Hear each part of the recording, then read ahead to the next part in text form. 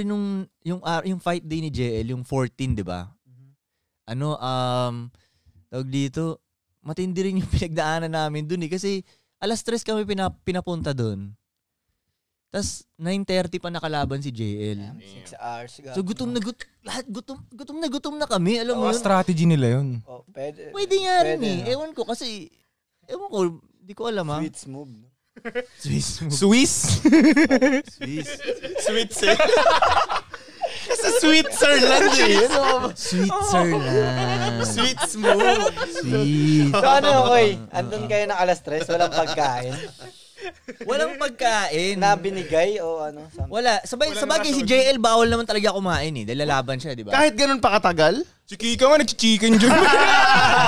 Nag-Jollibee pa yun, panalo pa rin eh. Nag-celebrate agad. Wait.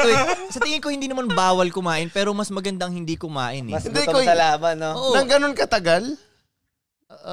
Kumbaga trip pa kayo pumunta eh. Anong oras pa yung huling kain niya? Hindi, pansin ko rin yun. Nung pinanood natin si Jay sa Narbacan, umaga pa lang, hindi na siya kumakain. Kahit sa China, hindi na siya kumain. Hindi na siya kumain. Parang gano'n, mas magaan ka siguro. Alam mo yun, tapos makakatanggap ka ng suntok sa tiyan yata. Di ba, disadvantage pag yung may nararamdaman kang gutom?